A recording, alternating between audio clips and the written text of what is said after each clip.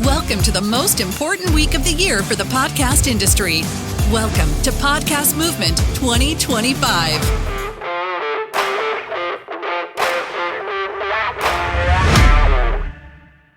Hello, everyone. You are at Securing the Renewal, how to use data to show a story of success. I'm Socha. I'm the founder of iHeartMedia. And with me is Keith Mounsey and Michelle Zhu. So I'm going to let them introduce themselves as well. Michelle? Hello. Can you all hear me? Okay, cool. I'm Michelle, Director of Marketing at Pod People. Pod People is a full-service production studio. We do production. We obviously also do marketing.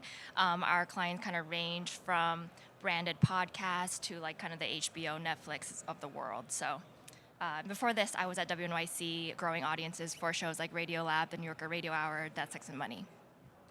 Hi, everyone. My name is Keith Mounsey. I'm the Vice President of Advertising Effectiveness at iHeartMedia. So basically what that means, it's a lot of words, but basically what it just means is that I measure campaigns and tell you whether or not they work, right? So I work a lot with our media partners, with our branded content, and happy to talk to you today. Thanks for having me here. Yeah. And Keith and I worked together at iHeart doing exactly what he was talking about on branded content. And Michelle and I worked together more recently doing kind of development work for branded content. Just as a reminder, we are on the purple channel if you're trying to figure out which channel we're on your headphones, the purple channel. So you might be wondering, okay, what do you mean by renewal and who exactly is this for? So starting off with, who is this discussion for? This is primarily talking about how to get your branded podcast renewed, because it is one of the increasingly most difficult things to do is to renew for a second season. So that's our kind of first area of priority that we're going to be discussing. But also if you are trying to renew a brand campaign, if you're a regular podcast trying to renew a brand campaign.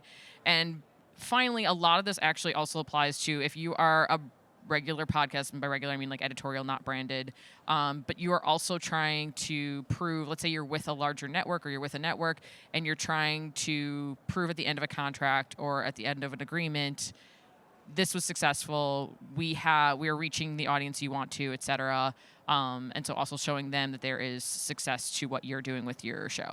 This will apply to that as well. But primarily those first two focuses, and like I said, renewal being the renewal of a season of a podcast, of a branded podcast, or a brand campaign. So first things first, one of the most important things when you are trying to renew is you want to start. Before you even launch your first season of a branded podcast or you start your brand campaign, you want to start with renewal in mind. So here are some of the main target areas that we're going to be focusing on. What does your client want to achieve? So looking at their KPIs, are they realistic? Are they right for the podcast space? Who is their target audience? Also kind of pairing that in what kind of content they want. What makes the podcast audience different and making sure that you're setting those expectations, and what are the right metrics to track the show. And then we'll get to the wrap report as well. That's something you're going to want to think about and what you're going to be including. But I want to hand it over to my co-panelists as well. Michelle, Keith, thoughts about starting with renewal in mind? I can start. I think this is super important, and I think the first question is goals, what your goals are, what your objectives are, and I suppose by you I mean your client or your sponsor, the person that you're trying to kind of convince to continue with you. And that's really important, whether it's like the beginning of your work, like you haven't even started your work together yet, or you're on season 3, basically keeping that question in mind of what is your client or sponsor trying to accomplish with a podcast specifically versus other sorts of, own channels.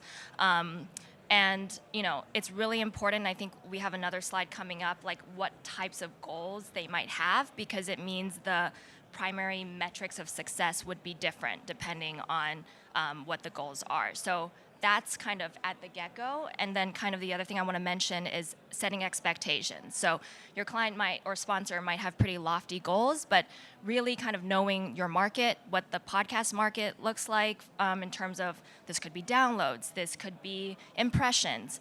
And Keith can talk more about kind of the ad space. But that's super important, and those expectations might change through time, which is totally fine, but just kind of really keeping in close communication with your sponsor and client, letting them know how you're proactively trying to get them there to the goal, or just as close as possible, right? So that's really key to kind of a successful relationship with your client and sponsor. Totally agree. I think a couple of other things and notes here. I think one of the words on this slide that's really important, the phrase right metrics. I think this is important, right? There's a lot of metrics out there. If you've been to a lot of sessions over the last couple of days, you have heard about a lot of people talking about a lot of different things. What are the right metrics? Sometimes your partner might have certain metrics in their mind, but are those the right metrics for you to be judged on for the podcasts that you're producing and the partnership that you have, right? So something to think about there is when you're thinking about the renewal, you're starting with these goals, you're starting ahead of time before you get to the renewal part.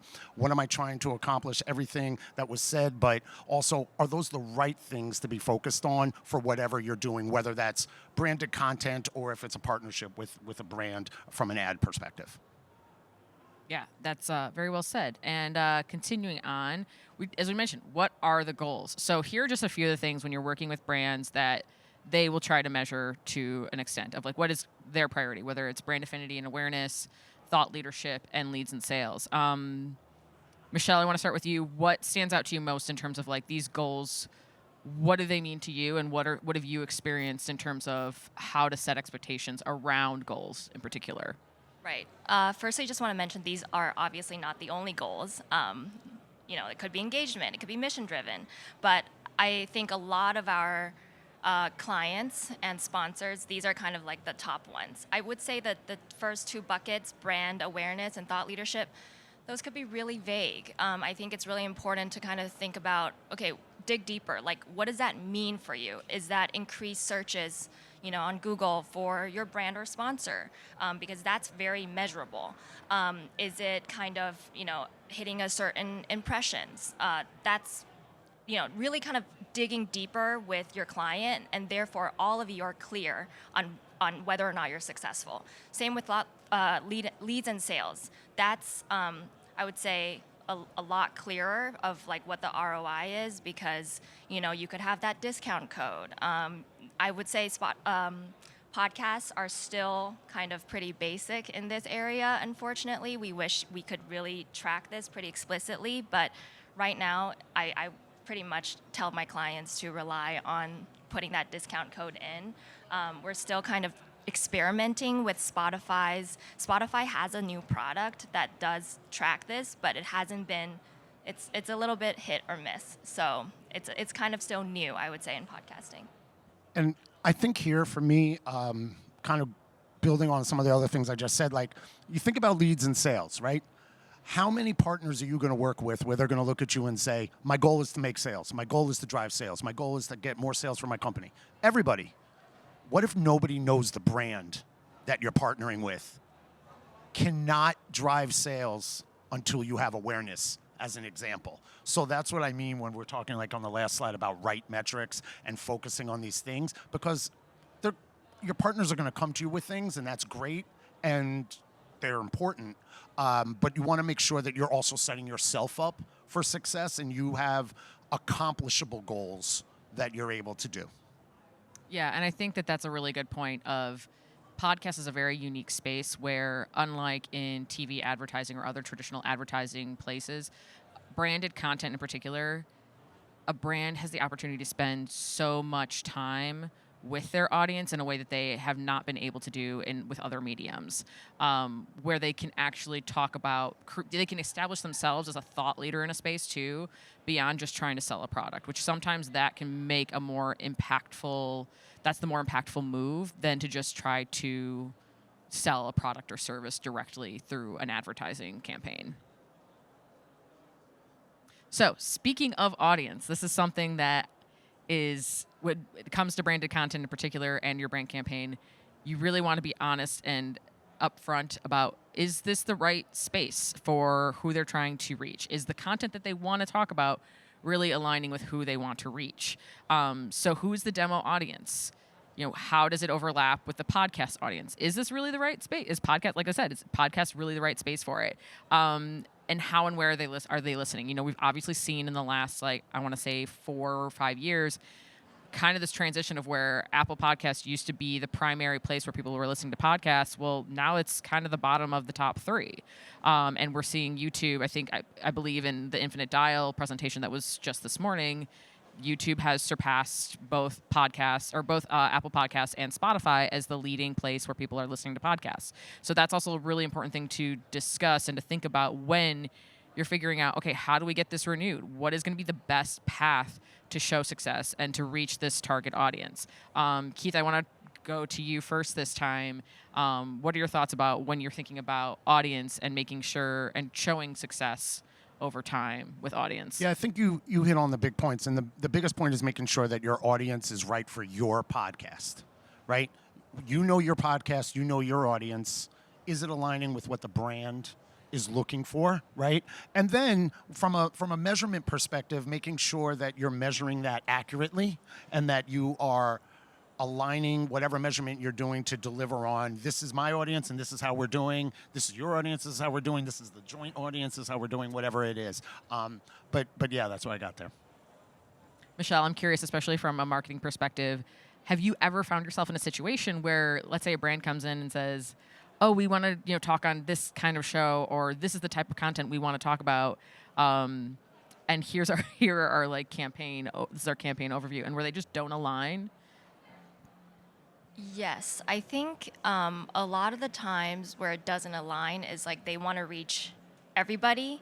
For example, everybody interested in science. Well, that's just impossible, because a question I really like to think about in terms of audience is what do they already know about the podcast topic and what don't they know? So it's a two-parter. I think it's super, super important. The first part kind of signals belonging. You don't want to over-explain what science is, the basics of science, right? If you're talking to people who have PhDs, are you talking to people with PhDs in science? Are you talking to people who, 6th grade level biology, but nothing in physics? Let's get really, really specific, because that kind of second part of the question, the gap that you're trying to fill, that is basically the answer you're trying to the question you're trying to answer with the podcast, right? What are you trying to say to them that they will find super valuable, and using the language that they already speak to kind of signal belonging and, community. So, yeah. And I wanted to add in there, I think that what you were just talking about is exactly the point of the renewal part of this conversation, right? You're trying to extend, the goal is the renewal, the goal is to extend this partnership, and by bringing that information to your partner, you're doing a great job of being a good partner, and that helps you a lot with your renewal. Yeah, and I think that also helps with when you're talking about your audience and thinking about is the content right, also making sure that the content that you've chosen or that you're presenting to do can be sustainable over a long period of time, that you do not run out of ways to make it fresh and creative after just one season or after one brand campaign or partnership that you're doing. So, speaking of audience, this is the other thing you want to make sure that you convey and set expectations with. We talked a little bit up top about how the podcast audience is different, how it is very unique from what brands might be used to in other traditional advertising formats. The podcast audience is stickier. They are going to be a lot more loyal. However, it's what we like to refer to in the industry as a slow burn.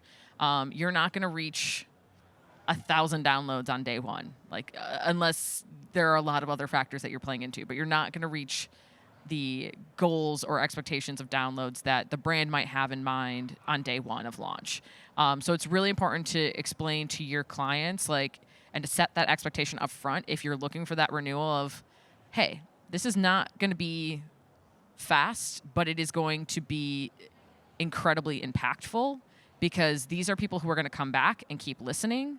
And so what we always say, too, which we'll get to, we mentioned earlier, the wrap report, we typically don't share final numbers until about 2 to 3 months after a campaign is actually wrapped and finished, because it takes about that much time to really see the numbers kind of grow to what they as a realistic kind of picture of what happened and what worked.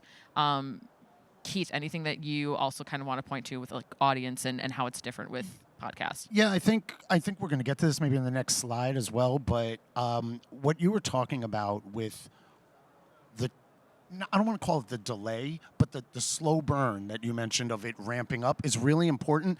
That's where we were talking in the beginning about setting those goals and understanding that stuff, right? Because initially it might not look like you're being as impactful simply because there's a little bit of a slow burn, right?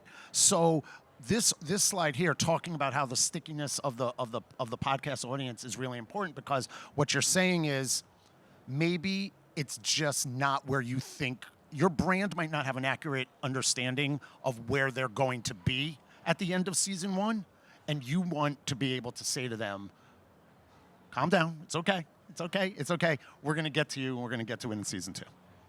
Yeah, and Michelle, I'm curious, how do you, from a marketing perspective, when you start off with a brand new client and you're presenting kind of a branded campaign or a potential branded content podcast, how are you explaining how the podcast audience is different to brands?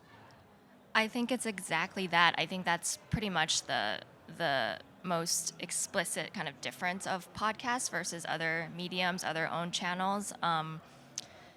It's that stickiness. You have that parasocial relationship with the host. There's a lot of trust there. Obviously, it takes a long time to build trust. So that's really key to kind of wait, at least 10 episodes, if not 20, before, somebody's kind of like the host is trying to convince you to buy something. Like that's they're not going to convince you within the first couple episodes. You got to build up that trust first. Yeah, that's a really good point. Yeah. Yeah, I was just going to add on there, not to mention how inauthentic that sounds, right? Episode 1, season 1. Hey, why don't you come on down and buy XYZ? Come on, so, whoa, maybe just. You just met, but trust me. Yeah, but trust me, just trust me. I know this is the first time you heard the podcast, right? But building up a little bit of that, understanding that. But I think we can't minimize the impact, the importance of making sure our brands as partners understand that's what's going to happen, right? I've encountered a lot of scenarios where brands haven't had that clarity, and they are 2 or 3 weeks in wondering why sales hasn't jumped. You're like, well, people barely know what your brand is or what this podcast is at this point. So, well, and that's why it's important to measure those other things too, right? With the audience, is it's especially if you're launching a brand new branded podcast, you have to look at other ways to kind of earn that trust off the bat, or talk about things that are going to be compelling to the audience and that are going to educate them too in different ways. And so that's why scripting becomes also super important when you're considering the content and how you're basically starting with renewal in mind when you're considering, again, those kind of potential pitfalls. So measuring more than downloads. Obviously, a lot of times brands are going to come to you and say, well, I care about the downloads. I want to know how many people are listening to this branded podcast, or I want to know how many people are potentially listening to the ad inside the show or this sponsored episode. That is really just the tip of the iceberg in terms of things that you should be measuring when it comes to a successful branded podcast or brand campaign. Here, and again, as we talked about, these are just some of the things that you really want to look at that are going to help you craft that narrative of success. One of the things I love talking about is consumption rate, because one of the things I always talk to brands about is the most successful branded content is a podcast where you don't realize that it's actually branded, where it feels like a really interesting conversation that is adjacent to the brand, that's something the brand cares about, but it's also something the audience cares about. So consumption rate is always fun, because this is one that I like to show brands and say, hey, remember that episode where you really, really, really wanted to talk so much about your new product or service? We might have more downloads on it because we put more marketing behind that, because that's what you wanted. However, let's look at that consumption rate. That's where you're really going to see the truth behind what is successful. Is you're going to be able to look at it and say, hey, this was not your most successful, but see this other episode where you talked about this topic that's actually really important to your audiences, and it's going to tell you about what you might need to know about your audience as well. This has a really high consumption rate. They're listening to 80+% of this episode. This is something we want to look at, and this is also showing proof that the podcast was successful, because that's a particularly high consumption rate as well. But yeah, Michelle, what are some of the ones on here that you really focus on? I also like to look at ratings and reviews. I feel like that's something that people sleep on, but it's really important. I mean, like how many of you, go to a restaurant and you're looking at Yelp reviews? Like that's important. And you look at a couple of these, especially the recent ones, because, the recent ones indicate like maybe the recent episodes, maybe the host change, So I think that's super important. We always tell people like, use your networks, right? Like use your client should definitely be putting out an email telling their networks to rate and review. And we like to, I think this is a good time to also talk about rap reports. For all of our clients, we provide this comprehensive report that includes a lot of these metrics, including screenshots of ratings and reviews and consumption rate, and just talking about, even if, for example, their primary success metric is like maybe brand awareness and you're looking at impressions and things like that and downloads, we still like to show them the complete picture and kind of the stuff that people are really resonating with, same as like PR recognition and kind of editorial features. Any of these wins are really important to kind of help with, renewals. So it's really nice to kind of show a comprehensive look. Yeah, and Keith, I would love to hear about third-party content testing from you. Yeah, I love this slide. I'm like, oh, metrics. But bottom left corner, I think, is really interesting. Quickly, I'll touch on it. Third-party content testing, right? We've talked a lot about metrics of success, right? But don't forget what consumers think of your actual content, whether it's your content or it's the branded content you're working on in conjunction with your partner, is really important.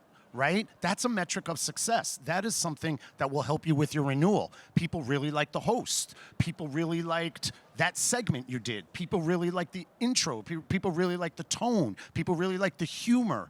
People liked the uniqueness of your content. So third-party testing and having it be not your own testing, but having a third party who's objective, who has maybe norms or comparative benchmarks that you can look across the landscape and say, based on a whole lot of other podcasts, this is how funny we are, or this is how informative we are, can be really helpful. Yeah, absolutely. The other thing that I wanted to point out too is we talked a little bit about organic kind of PR too, Michelle. And I think that like the awards in particular, that's a huge thing. Like we would often submit for non-branded categories, and when our shows got nominated even or picked up, it's like this is a huge success that a branded podcast is being recognized in a non-brand category, and it kind of shows your client then like people are listening and people recognize this as great content, which is only going to benefit them further. Let's go to the last page where we're going to talk about. And so these are all things, as Michelle pointed out, that we should be including in a successful rap report. At the end of every season or campaign, if you're not doing it already, you should be creating a rap report and including some of those metrics that we talked about, if not all of them. I will often take screenshots of really favorable reviews that are left on Apple Podcasts, where they say something that like is really insightful about how they're engaging with the content. Because again, that is another really wonderful thing about podcasts is you can kind of hear directly from your audience about how they're reacting to certain episodes or the podcast as a whole. And those are important points to share with your client. There was one client I worked with where we were actually, people were not a fan of the brand, but they loved the show. And so they said, I care more about organic products, though, not knowing that the brand we were working with actually had organic products. So what we said to them was, they're literally saying in the comments and in the reviews, I love this show. I don't love the sponsor. These are the things that matter to me, and that's why I'm not a fan of the sponsor, but I'm still recommending this show to other people who had the same interest. So we went to the brand and we created recommendations in our rap report saying, this is what matters to them. They don't even know that you have an organic line. Like, let's next season make sure that because the way that we normally do it is if you have a branded podcast, they own 100% of the ad spots in there. So it's like, let's start creating ad spots around your organic product because that's what these listeners care about. So it can be really a great opportunity to then use those metrics and then make that narrative and those recommendations about here's why it's still successful. They're still coming to it. They're still recommending it to other people. And here's how we can target them even more and get to what they care about. So that's something you want to talk about. You want to make this easily shareable. It should not be complicated for your client to access your rap report. So whether it's on Canva and you're creating it on a PDF or it's an easily accessible Google Slides doc, you want them to be able to send it around their company to show, hey, this is the latest that we've gotten from what we did on this branded podcast or this brand campaign with this other podcast. So you want to make sure it's easily shareable. As we said, major wins outside of the downloads and all those things that we mentioned in the last slide. And you're also going to want to show them, hey, we also reached your target demo. That's going to be super important. They want to know that they're actually talking to the people who they set out to talk to. So being able to show a breakdown of your audience demo is going to be really key. I'm going to speed through these really quickly so that we can get to audience questions. You want to create context. As Keith was mentioning, some of those third-party testing are going to be able to provide context. Brands are always going to want to know, well, what's the stat significance? Like, what does this mean in the broader scheme of this? So, like, how does it compare to other podcasts? And then again, really taking the data points and creating that narrative of success, which is what we've kind of been showing you up here of like, this is what consumption rate shows. This is how you can tell that story. And Michelle, you shared some kind of key points of comparison that you often reference in rap reports. Yeah, I think it's so important. Basically telling clients and telling sponsors this like multiple times, because you have to remember that this is not their area of expertise. They don't know what the benchmarks are. They don't know what success means. And I also, again, think that podcasts, we could do better with like industry benchmarks. It's not broken out by genre, all this stuff. But even just with your own show, like just looking at what's been successful for your show through time and using your own show as a benchmark, even just starting with that, I think it's a good starting point. But here are some examples on the screen of things I like to talk to clients about. What first 7-day downloads might look like in terms of success. Buzzsprout has a great kind of page that we like to reference. Consumption rate, this definitely varies depending on the length of the episode, but for a 30-minute episode, we like to target 50 to 60% consumption rate. That's kind of what we see across the board as pretty average, pretty typical.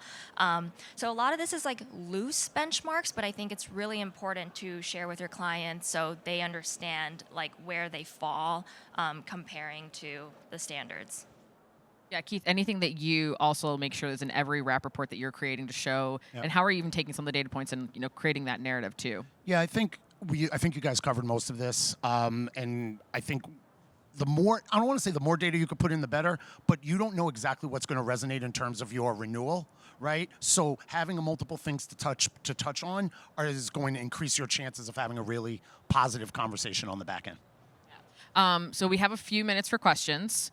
We have one in the back there.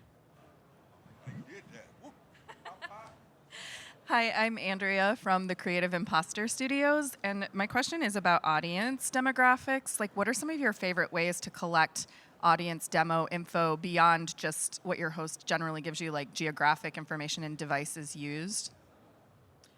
Yeah, I mean, we've used a number of different ways to, and I know that there are some platforms that are actually kind of building out their audience demo. Spotify does a fairly good job on Spotify Connect of providing some of the deeper audience demographic insights. And I know that iHeart themselves is able to pull a lot of information about audience demo. Michelle, do you want to speak to kind of what Pod People does for that? Yeah, this is, again, one of those areas where I wish it was a little bit better. Definitely rely on Spotify, but it also depends what else you're doing. Like if you're doing things on LinkedIn, for example, a lot of our clients, they're business clients. A lot of their audience is on LinkedIn. We do a little bit of paid on LinkedIn a lot of the times, and for that, I think the huge benefit is the demographic information LinkedIn gives you. It gives you, companies, job functions, industries, things like that. So that's really helpful, but you kind of have to get creative with that. It's really hard. I also know Co-Host has a product that is good for B2B.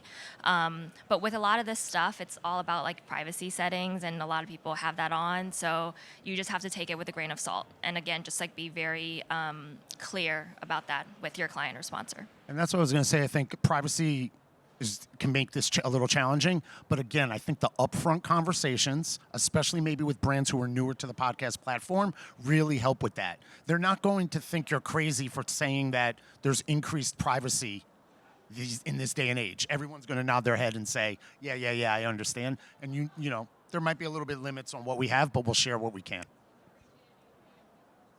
We had another question. Hi. First of all, great panel. I know it's not a metric, but how much does client service come into play with renewals? Just Huge. taking care of your clients. Can you This expand? is huge. I almost think it's not everything, but it's huge. It's also, it really depends on the client, right? Some clients don't want to be bothered. They just want to know top line, one sentence, that's it.